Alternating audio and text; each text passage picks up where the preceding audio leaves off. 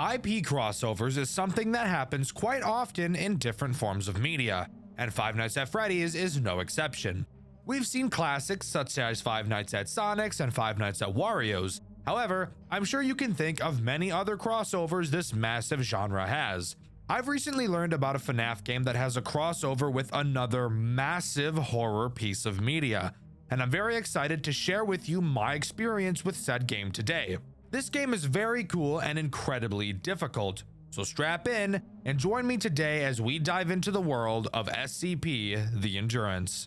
When I first saw this game, I was really concerned that it was going to lean more into being a game like SCP Containment Breach instead of Five Nights at Freddy's. But luckily for me, I'm not going to have to bust through randomly generated rooms. Maybe in another video, I'll be forced to do that. But for now, yes, this game does follow the typical Five Nights at Freddy's formula. In SCP the Endurance, we play as a Class D personnel. For those of you unfamiliar with SCP, Class D personnel are the lowest level of individuals of the SCP Foundation, consisting mostly of death row inmates. They usually live in solitary confinement cells and are often tasked with doing very dangerous things that could easily get them killed. And of course, this game has us do just that. The game opens to an infomercial designed for these Class D personnel, offering all of them the chance for some major benefits if they take part in the Endurance program, which by the way is slang for kill yourself. We've all seen situations like this before in media, and it's honestly one of my favorite story structures, so I was pretty excited when I first saw this. The task we have to complete, of course, is surviving 6 nights while watching over a section of the facility, while 8 monsters try and mush up your insides and make a nice little inside soup. We obviously don't want that to happen, so what tools do we have at our disposal to prevent such a catastrophe from happening? Well, let's start with stuff you'll always be using that isn't character specific. To your right, you have a door that can be closed. Pretty standard FNAF stuff. The longer the door is closed, the more power it will consume.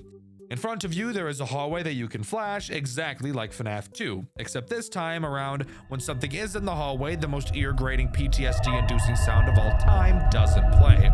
Of course, there's the camera system, which does something that makes my dick hurt when I see it. That being that the camera has multiple levels for you to look at. There's nothing wrong with this mechanic, by the way, just thought I'd mention how it makes me want to shit out my own organs. And finally, you can turn off the power to both your cameras and the entire building. The reasons for doing both of these things will become important later, so for now, just don't worry about it. Actually, that's a lie. Nothing actually happens on night 1 as it's just introductory, so I actually want to take this time to talk about the fucked up shit that is this game's power supply. This game drains power so fast, it isn't even funny. This is to encourage you to shut off essential systems to save on that power, because if you don't, there is literally zero chance you will survive the later nights. Inside of the cameras, you have the ability to turn off your ventilation. This game takes place underground, so if it's off for too long, you'll just suffocate and die. But it will make your power drain slightly slower, and in a game where you'll be completing each night with single-digit power integers, that is huge. Obviously, that's also where shutting off your cameras comes into play, as that will also save some power for you. However, booting up the cameras does take about 3 seconds, and with how brutal this game gets with character speed on later nights, I promise you that 3 seconds is a lot of time to wait. However, shutting off the cameras will also be essential to actually surviving the nights in this game. Now is the time I should mention how you need to start each night, as it's not as simple as just listening to the phone call. Each night you will have to boot up the computer for the first time by using a password. This password is randomly generated each time you start up a night. So if you die on night 4, for example, when you retry night 4, the password will change yet again. Each night starts with you booting up the PC and typing in the password. I highly recommend that you Control A, Control C, and Control V the password at the start of the night as well, because if either you or something else shuts off the power to the facility and you have to turn it back on, you will have to re-enter this password. So being able to copy and paste it is obviously a big time saver. We also have access to an SCP library where we can learn and read about the SCPs that we'll be encountering. Most of these entries are mainly for lore reasons, and in all honesty, I don't have a lot of interest in diving into the behaviors of each character, as it's literally pretty much just a wiki page. So I probably won't be doing that much in this video. I'm imagining most of you who are watching my channel frequently also probably know at least a little bit about SCPs anyways. Again, As I said, night 1 doesn't actually have any threats. You just get taught by the phone guy, Ronald, how to do everything you need to do, and that's about it. But now we can hop into night 2. And holy shit, this game goes from 0 to 80 really fucking fast. But hold up guys, I want to take a little break here to tell you that this video is sponsored by me. For those of you who didn't know, I have channel memberships. I would never ask anyone to do this as I don't even have any interesting perks attached, but if you really enjoy what I do and would like to support me a little bit extra, that's a great way to do it. Also, if you'd like to actually get something for your money in return, I have a merch store with some designs I commissioned from a fan, the same fan who actually drew these new character PNGs. So if you'd like to have my silly little demon character on your clothes, then that's a great place to go do that. And hey, if enough people end up liking that stuff, I will 100% get some more created in the future, and maybe even commission some more fan artists for some uniqueness in art styles. You can find the link to that in the description of this video. Sorry for the interruption, let's talk about the bullshit that this game has to offer. Night 2 introduces 5 characters. That is over half the fucking roster on Night 2. I'm going to start with the easiest characters and work my way to the hardest. Strap in because this is going to get interesting.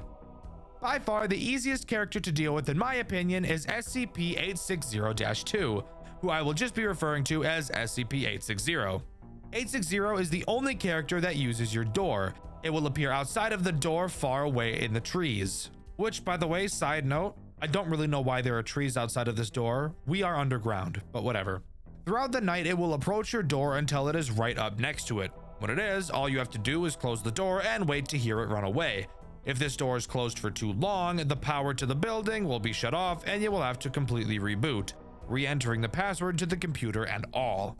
I believe this is the easiest character simply because of how infrequently he attacks in comparison to the other characters.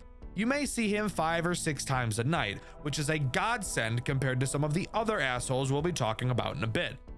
The next easiest character in my opinion is SCP-066. 066 is just a giant pile of meat with some eyeballs. 066 by itself will not actually be able to end your runs. Instead, it cosplays as Satan. It will attack from the vent on your ceiling. At random times, you may see the vent on your ceiling open up. When you see this, you will have to simply click the vent to close it, and that's all. If you leave it open for too long, 066 will drop into your office and stay there for the rest of the night. While there, it will slowly increase the AI values of all of the other characters, which by the way has the chance to increase their AI values over the max 20, which yes, will still make them harder. It also has the random chance to play sounds at 140 decibels, so just like, really don't let him into your office. You may be wondering why I've chosen to call 066 more difficult than 860, despite the fact that all you have to do is mindlessly click when you hear a noise. Well, that's because 066 is probably the fastest character in the entire game.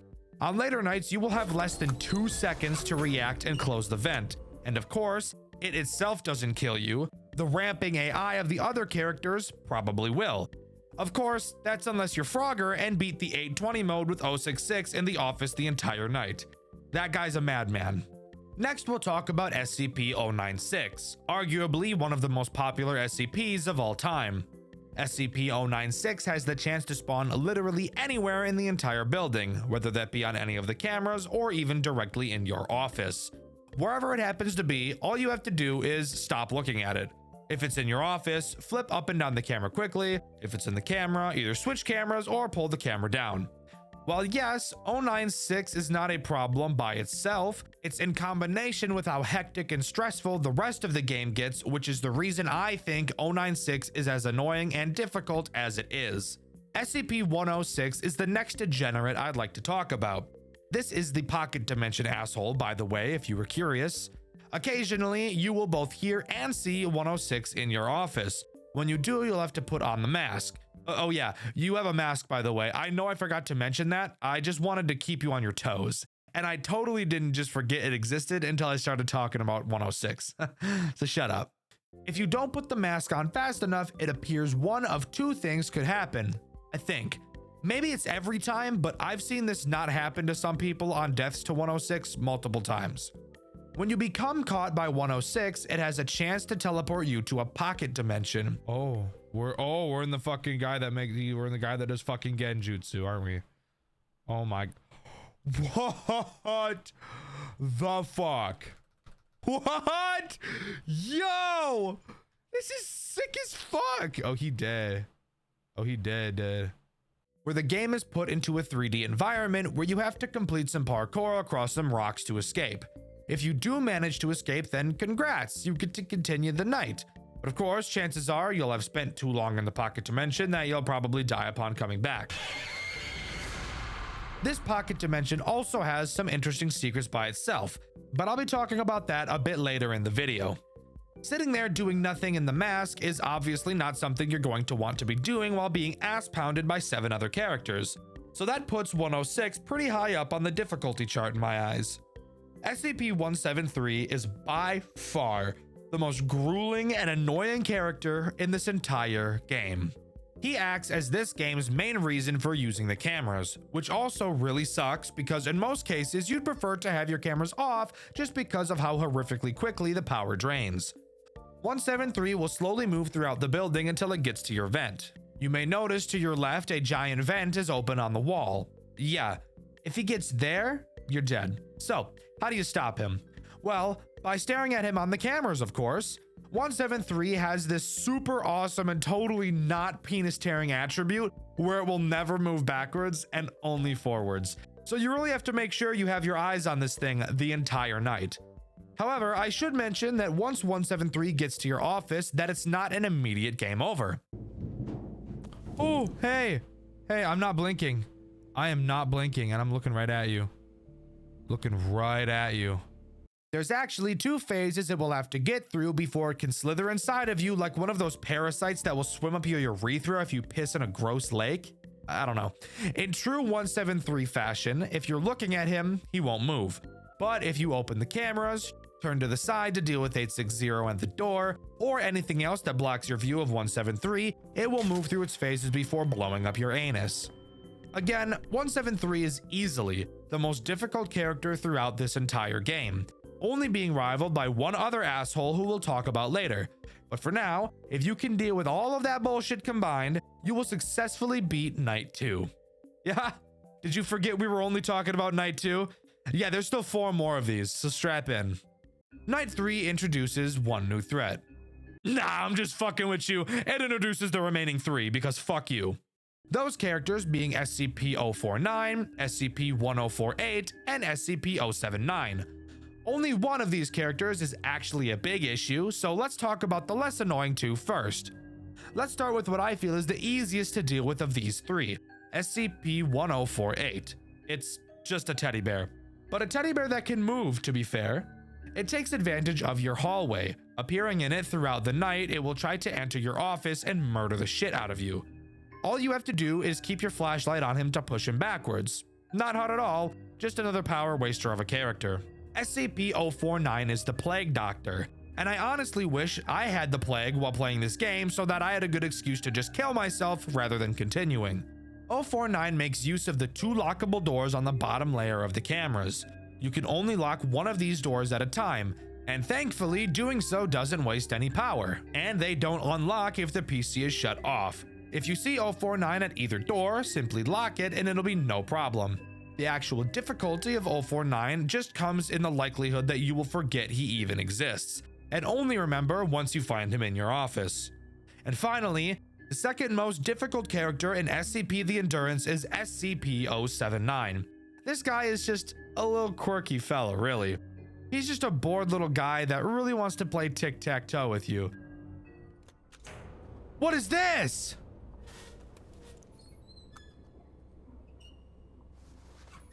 What is that? Yes, I'm serious. There is a special panel to the left of your office. Throughout the night, 079 will play games of tic-tac-toe with you. Now, you may be a little inclined to completely pummel this stupid fucking computer's ass while playing this game with it. But I would actually advise against that, as if you lose too many games or win too many games against it, it'll get pissed off and start fucking with your lights and doors, which will probably end up leading to a death. So it's actually the best practice to just constantly draw against 079 every time you play. And there you have it. That is every single character in SCP the Endurance and how they work, all introduced on the 3rd night. and it's only going to continue to get more and more soul-sucking as your playthrough goes on. I'm gonna be completely honest with you guys. I couldn't complete Night 5. I put in a lot of attempts, but as I've mentioned multiple times in the past, I'm very bad at FNAF games, and I just couldn't beat it. I'm sure if I continued to pour in attempts that eventually I would complete it, as I did get to 5 AM a decent handful of times. I still have no desires to spend hours trying. I'd much prefer to just talk about it. After completing Night 5, we get the special meal we were mentioned to get at the beginning of the game in the infomercial. But guess what? We're still depressed because we're still in solitary confinement, and I'm about to tear my hair out, except I've already torn all the hair out of my head, so you'll have to use your imagination to figure out where I'm tearing the rest of my hair from. However, we're not done talking about this game quite yet, as there still are some cool things that it has to offer. Mainly, now is the time I want to talk about SCP-106, or Larry's Pocket Dimension, and how important it is for unlocking both Night 6 and this game's secret ending. The first step to unlocking the secret ending is finding the 3 burnt pages in Larry's Pocket Dimension. There are skeletons all around this dimension, and every time you enter, a piece of a burnt page will appear next to one of them, which, yes, means you will have to go into his pocket dimension multiple times to acquire them all. The platforming in this game does make me want to skin a puppy alive, but hey, it's a FNAF game, not a platformer, so I guess that means something. Oh, and you want to know the best part? The pocket dimensions are totally random, so you could get the pocket dimension to spawn the same page multiple times, which means in theory it could take hours for you to ever be able to collect all 3, and you can't do the secret ending until you get all 3 of them, even though the code on it doesn't change. So that's realistically probably the worst part of this entire game. Spoiler alert, FNAF fans aren't a super huge fan of RNG. Who would have thought? Once you get all 3 pages and escape, you will be able to put them together in your office to reveal the code PGF4B.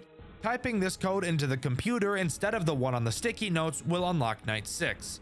Night 6 is where you can get the secret ending. Not only is Night 6 hard as fuck, but getting the secret ending only makes Night 6 even harder. Once in Night 6, you will want to once again type in the burnt note code PGF4B. After it boots, you'll want to type in the command run power manager. This will give you a special tab on your second monitor that you can use to control all of the power in the building. This is where the secret ending makes Night 6 very hard. Obviously, Night 6 by itself is already difficult, having several threats to keep track of and having to react very quickly to all of them. However, the additional tasks this secret ending requires only serves to add more confusion and stress to your plate. In this new Power Manager menu, you will be able to click through every room of every floor in the facility. It looks a lot more confusing than it really is. The only sections that matter are the rooms that contain the elevators. You'll have to go to each elevator room and turn the power to each of them on by manually typing in codes. This section heavily reminds me of some of the tasks you're required to do in Banshee, another FNAF game I've covered on this channel. You should definitely watch that video after this one if you haven't already, by the way. This is the main reason I think this secret ending is so stressful. There is already so much bullshit happening at the same time that to add in precision typing on top of that really makes for a super tense experience. And while no, I never did it myself, I applaud anyone who was actually able to pull this insane shit off. After turning on the power to each elevator floor, our character will actually speak. It worked! I can finally get the hell out of here. Which is where I learned that we play as a female throughout this game. Not that that really matters, just something I wasn't expecting. We get a final cutscene of our inmate leaving the building, avoiding all the characters she'd been going up against thus far, and escaping the facility, only to find out that she was right in the sights of an SCP worker's gun. We never get to see if the bullet hits her, but we can only hope it didn't and that she was finally able to escape. But don't click off the video yet, you little piece of shit! I see you checking how much longer there is, trying to fuck up my retention. Stop it! You stop it! Naughty! Anyways, I've still got something else I want to talk about in this game that I think is really cool. So, it's becoming more and more common for FNAF games to integrate Game Jolt achievements. I think that's awesome. I think achievement hunting is super cool. But something I notice about a lot of these FNAF game achievements is that they're boring. Oh, beat Night 1, beat Night 5, beat Night 6, Speed all 20 mode, stuff you would imagine people are already doing, which I feel makes them not feel like achievements a lot of the time. SCP the Endurance also has these achievements, except I've noticed that it also has a lot of super fun ones, so I'd like to dedicate this section to talking about those achievements. The first achievement I want to mention is called Seriously How. It can be achieved by dying on night 1. You may be wondering how that's even possible, considering there are no characters active and you have unlimited power. Well, there still is one way to kill yourself during night 1, and that's by turning off the ventilation and suffocating yourself. If you do that, ta-da! You've got yourself an achievement. It's a goofy one, yes, but I still think it's pretty cool. The next achievement I want to mention is called Ah, There You Are. This achievement can be obtained by allowing SCP-1048 to completely enter your office. Once he does, if you spam click his nose enough, you'll get this achievement. Yes, quite a few of these are pretty silly by the way, but that's why I like them. The next achievement is called Oh Whoa, What's This? Hey, shut up. I just told you they were silly. This one can be achieved by simply using the command commands or help in the terminal. You're a femboy, aren't you? Don't lie. I said oh whoa and I saw your little stupid ass fucking light up, freak. The next interesting achievement is called One Step Forward, Two Steps Back, and can be achieved by collecting one of the burnt notes in 106's pocket dimension and proceeding to fall out of the world and die. Interesting that they chose to call that an achievement, considering you didn't actually achieve anything at all. There are also 2 achievements that can be incredibly difficult to achieve. The first of which is called Catch Me If You Can. You get this achievement by surviving the night after aggroing SCP-096, which isn't necessarily too hard if you aggro him right at the end of the night, but you also have to hope that you can find him right at the end of the night. The other, much more difficult achievement is Staring Contest. This one is ass, I can't even lie to you. You have to let SCP-173 into your office for at least 1 entire hour of the night, so 1 minute real time. This is disgusting because you literally can't look away from him. And not looking away from him for a minute will require a good deal of luck to not get butt banged. There's also a really silly achievement called L+ ratio, wherein you complete night 3 without ever looking at the cameras, which I'm not going to lie, just sounds like complete hell. And finally, the last achievement in the game, which I would actually say is worthy of getting a trophy, is called My Goals Are Beyond Your Understanding, which is achieved on night 6 if you turn off every single light in the power manager, then shut off literally everything in the office that you can, leaving you completely vulnerable in literally every way possible. Doing this isn't hard. Doing this on night 6 definitely is.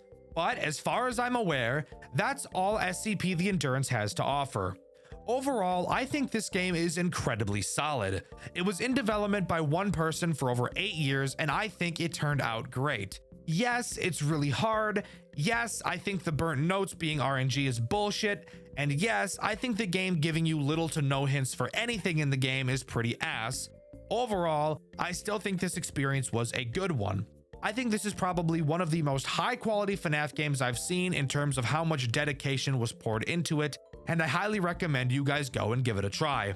In my Fredbear and Friends reboot video, I asked you guys what your least favorite mechanic in a FNAF game was, and my favorite answer was this one by Durgiz Nibble. They said having to reboot everything in FNAF 3 whenever you do anything, and I totally agree. I think that reboot panel is one of the most miserable things in any official FNAF game ever, and I would rather use steel wool as a toothbrush than ever have to deal with it again. The question of this video is, what is your favorite SCP and why? With the question of the video being asked, subscribe to the channel, I'd appreciate it a lot. I've been Dexter, and I'll see you guys in the next video. See ya!